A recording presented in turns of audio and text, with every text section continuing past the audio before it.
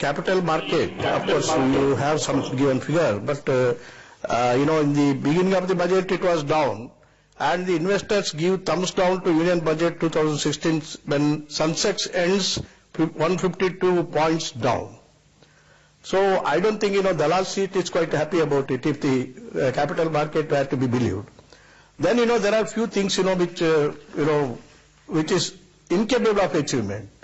They say that there will be a doubling of farmers' income in 5 years. It cannot be achieved because it implies 14% increase in the farm income in each of the 5 years. This is how the crop insurance is concerned. It is again big ticket reform according to them in the agriculture sector.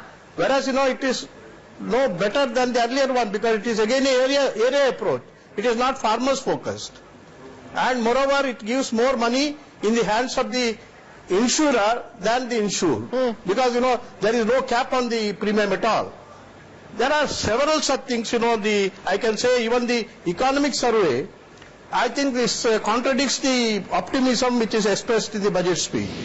Economic survey wants recalculation of the really, in fact, the assessment of the India's performance conditional to the world economy, and the world economy, even according to them, according to the survey, it is fast deteriorating, and a serious dent has been made on the world economy. So with all this, how do you say that going to do this and all? Even if you make a proper assessment in brief with regard to the budget of 15-16, it is a failed budget. Almost all those promises and expectation they had projected, it has failed, and they could that would be a bit. That's a bit harsh to say that it's a failed budget if you were to compare it to the previous budget, Mr. Moily, but I'll come back to you in just a second and take you up on the comments or the criticism that you made. But let me bring in Jay Panda into this conversation, and then I'll get NK Singh to respond. Jay Panda, the Congress taking a very anti-budget position, saying that this is a failed budget. How would you read the announcements that have been made by the government in this budget and the performance in comparison to the promises made in the previous year? Well, let me say 2 or 3 things on this budget. First of all, I think after the earlier 2 budgets being somewhat tentative, if I may use a cricketing analogy, I think Mr. Jaitley has now stepped out of the crease and is taking some big shots, because clearly there are some big numbers backing up the main thrust areas, which is investment, rural investment, and backing up on infrastructure. The 55,000 crores for roads and highways is a very big positive signal, and many others. Now, if you were to raise concerns, Odisha Chief Minister Naveen Patnaik has already spoken out that we believe that the state shares is going down, and that's possibly an area of concern. You mentioned the reviews that this budget is getting on your Twitter hashtag, and I believe part of the negative may be that the middle class may have been expecting more. Now, there are some things in there for the middle class, for first-time home buyers, for instance, those who don't have homes, who are renters, but perhaps the expectations had been higher. But overall, if you look at the thrust being given to rural investment, the thrust being given to infrastructure, the thrust being given to simplifying business processes and removing red tape on the taxation front, I think it's a very good budget. Okay, so good budget there. That's the verdict that's coming in from the Biju Janata Dal. The Congress says it's a failed budget. Rajiv Chandrasekhar, let me get you to comment as well. Would you agree with Jay that, and his cricketing analogy, that the finance minister is stepping out of the crease and hitting some big shots with this one? Yeah, I mean, I don't like cricket as a sport, so I won't use a cricketing analogy. But I would. You could use another sporting analogy if you like.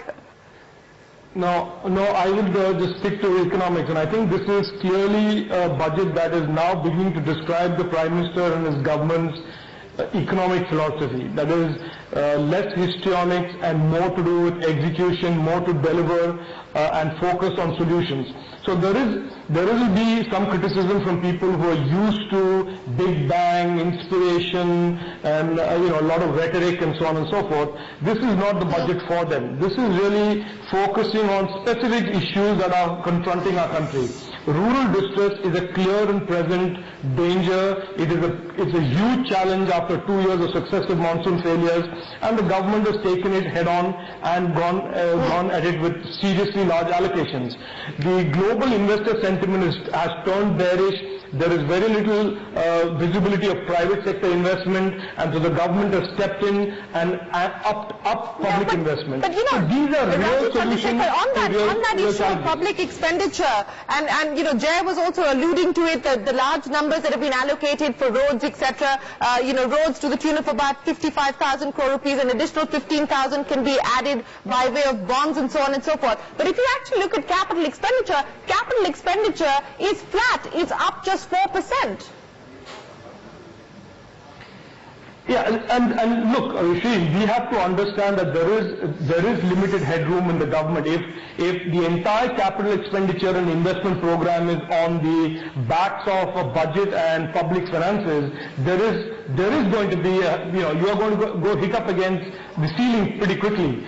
And the reality is, and all of us know, that there is really a slowdown in private investment. Risk aversion is high, and the way the UPA left the banking system today, and Mr. Moily has just submitted a report in the Parliament, there is a 4 lakh crore gaping hole in the public sector banking system. The median economic analysis confirms that there is very little credit flow to the corporate sector, and therefore the government has to do what it has to do. And I think with 2 lakh crores of spending in infrastructure, it has really stepped up into a gap that has been created by the implosion of the banking system and global risk aversion amongst equity investors. Okay. Let me bring in Mr. N.K. Singh, the former Finance Secretary. Mr. Singh, I'll get you to respond to the comments that have come in from each of our panelists, but also I want to, dwell a little bit on a point that perhaps hasn't been discussed as much. The government deciding to do away with this classification of planned and non-planned expenditure or planned and non-planned outlay. What is that going to mean as far as the budget-making exercise is concerned?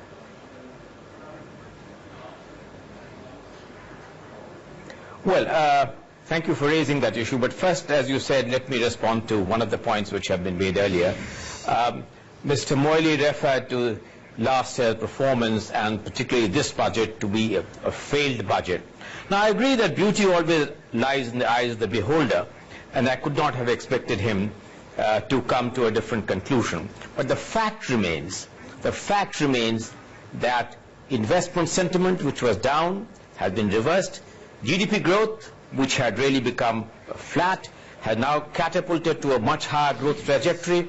All macroeconomic indicators look very firm. Mr. Moily, being the chairman of the Standing Committee on Finance, would know this, that to achieve the daunting fiscal consolidation target of 3.9 and accepting the target of 3.5% without compromising on the growth momentum was a difficult balancing act. And this balancing act has been performed in spite of many headwinds, some of which are known to us. And I think that, frankly speaking, a credible plan for India's overall economic growth, which brings in agriculture, improves farm incomes, which Rajiv Chandrasekhar said in spite of 2 successive monsoons, will incentivize greater investment into agriculture, bring about agriculture productivity, put money in infrastructure, which will enable the activation of the green shoots of investment, with private investment riding on much higher rates of public investments. These are all factors which need to be reckoned into account before we need to give and assign any negative marks to the budget. I think it's an exceedingly positive budget.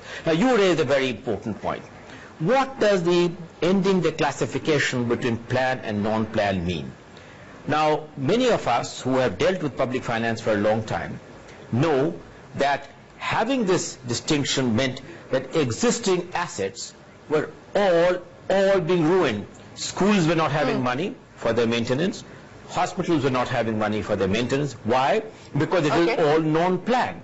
So I think this distinction between plan and non-plan was an exceedingly erroneous one, and it's a major accounting change that this distinction has ended, replaced by only the distinction which the world understands, capital and revenue expenditure. And I think it will make a big difference in the manner in which maintenance of public assets are now addressed in the future. Okay, let me take this to Mr. Moily. Mr. Moily, as Rajiv Chandrasekhar was pointing out, and you're a member of that panel, sir, that submitted its report and its recommendations as far as the NPA crisis is concerned. The government has upped the allocation for the bank recapitalization plan in comparison to the previous year at 25,000 crore rupees. It's also said that it will provide more if needed. It's now talking seriously about consolidation. It's a promise that's been made in the past as well, but they now seem to be moving towards that, at least as far as alleviating some of the pain facing the banking sector. Do you believe that the government has done a credible job?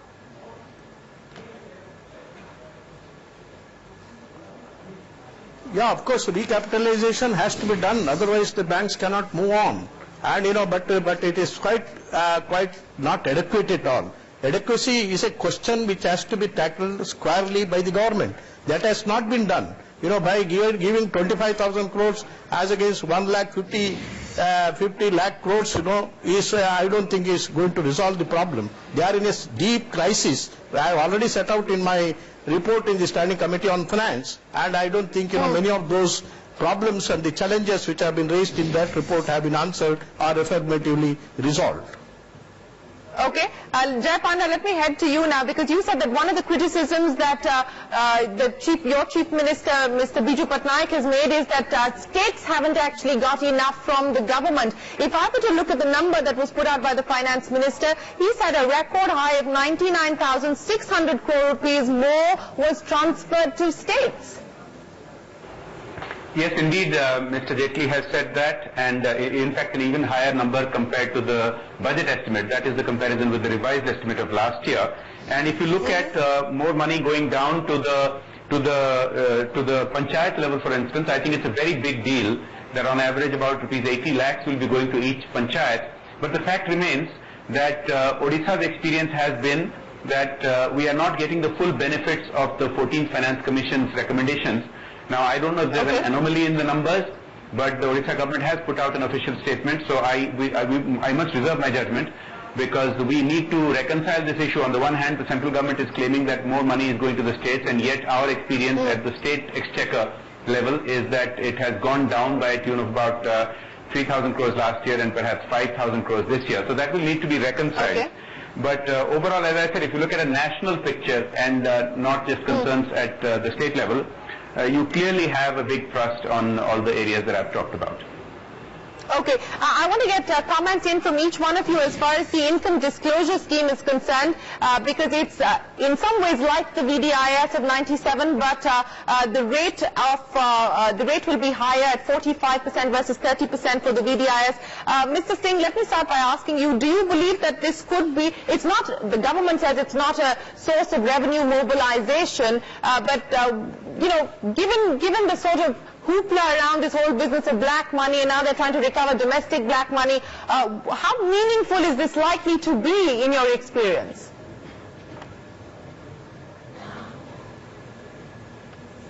Well, very frankly, I was at the center of the last VDIS scheme, 1997 scheme. Which is why I asked you the question. The situation at that time was different, because at that time it was the I understand.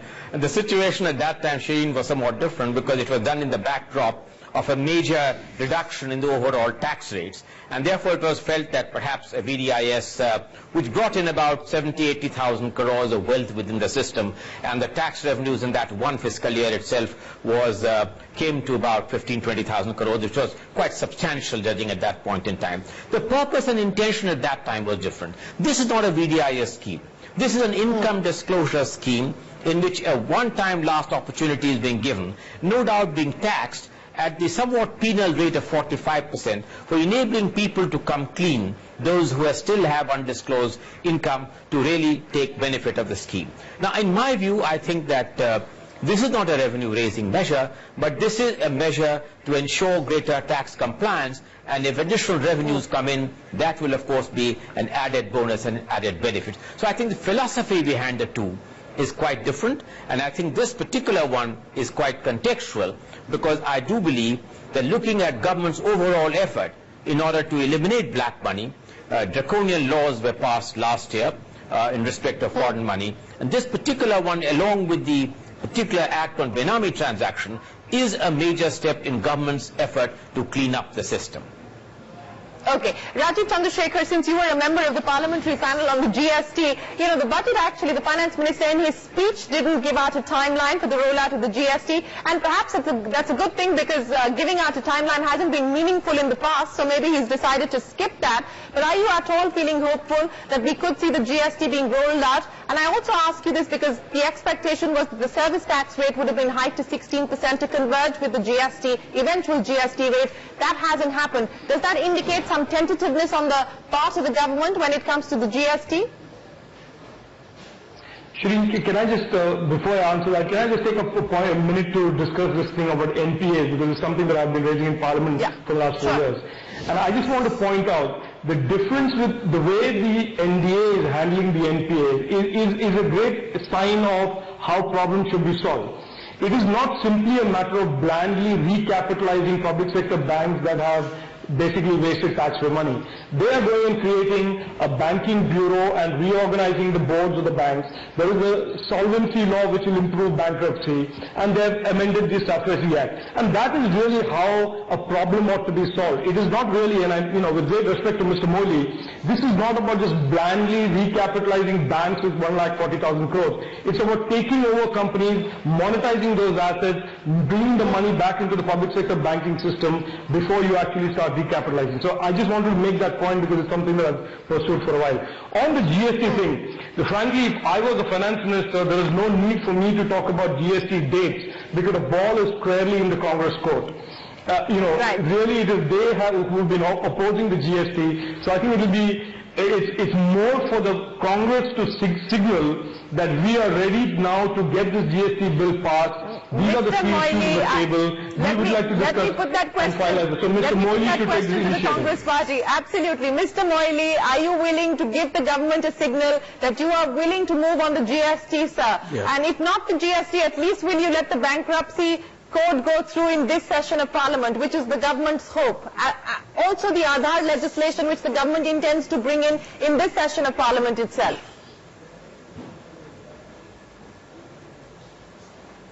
Yeah, after all these things are, the product of the UPA government. In fact, the GST is concerned. I knew you would say that, sir, but the UPA has now passed the NDA is the present. They have chosen with the BJP, sir. No, we are interested. No, it is ball is with them only because, that ball has not moved at all over the other side. And that is what they should do it. They have taken a war path, in getting it passed by taking all sorts of confrontationist attitude, which cannot be done. I think if they are really interested in the business of the House, they will have to sit around, and even the Honorable Prime Minister will have to intervene and see that, this is passed. Not bringing all sorts of amendments, In fact, they could have passed the bill in the original form, which was done by us, and thereafter could have brought in a lot of amendments. That was possible. You're saying that if they don't give in to your demand on capping, approach at all, the parliamentary. So is there a deal if they don't give in to your demand of capping the GST rates in the law? There is no deal. Go ahead or not? No, Congress is interested in getting a good GST law passed in the interest of the nation. We don't have an agenda. We don't have a vested interest in this. We thought that, bill which was brought down, or the amendment which was brought down by this government, it was not capable of working on the ground. Okay, And, it will have a lot of cascading effects. It will rather harm the system than, helping the system. We're out of time. We're out of time. And Mr. Singh, let me ask you this. There is some merit to the argument that the Congress puts forward in the fact that the government has taken on a confrontational approach. Are you willing, sir, is the BJP now willing to perhaps look at the Congress demand of capping or reviewing its position on capping the rate in the bill to make the GST a reality, sir? Let me say that the BJP has all along, Shireen, taken a conciliatory kind of a posture on the GST. On the three demands, 1% is not an issue now on the interstate tax. On the issue of the ceiling, certainly after the Arvind Subramanian's committee report of putting the ceiling much lower than what the Congress thought, in a much lower range, you cannot have a tax. You need to have at least two, one for merit and one for non-merit goods. Also, I think that embedding it in the Constitution, nowhere in the world, and I have been Revenue Secretary for very long, Mr. Moily knows this, being such an eminent lawyer, the tax rates are not put in the Constitution. If it were to be suggested, it should be put as part of a finance bill, as it is done in the case of excise. You have a ceiling in the case of excise, and below the ceiling you can operate through an executive order, but the ceiling itself is put in the finance bill. I mean, those are the kinds of things, if they look at a formula which will enable this to be consistent within our Constitution and the practices which you have followed in respect of taxation, I think that will be a path forward. And regard to dispute resolution, we are willing to go along with the last suggestion which was made by Mr. Chidambaram in the file itself on the manner in which dispute resolution can be done. So we are shown a great degree of accommodation, and the ball is entirely in the Congress court. All right, gentlemen, I'm completely out of time. Let me end by giving each one of you 5 seconds to rate the budget. Jay Panda, I'll start with you. What would you give it on a scale of 10? Well, I don't want to give numbers, but like I said, apart from our reservations about the state getting less share of the overall kitty, I think overall it's a good budget, and it will help to boost the rural economy and as well as infrastructure. Rajiv Chandrasekhar? No, I don't do grades in marking a budget either, Shireen, but I would say that this is the best of the three budgets that FM Jaitley has presented to Parliament. The best of the three budgets that Finance Minister Jaitley has delivered. I won't ask Mr. Moily for a number. I pretty much know what the number he's going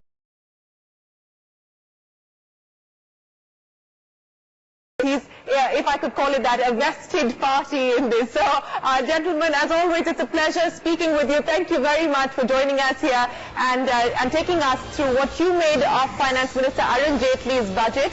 And we are going to now take this conversation forward right here on CNBC TV 18 and discuss the tax implications of Budget 16. Minka standing by with her panel.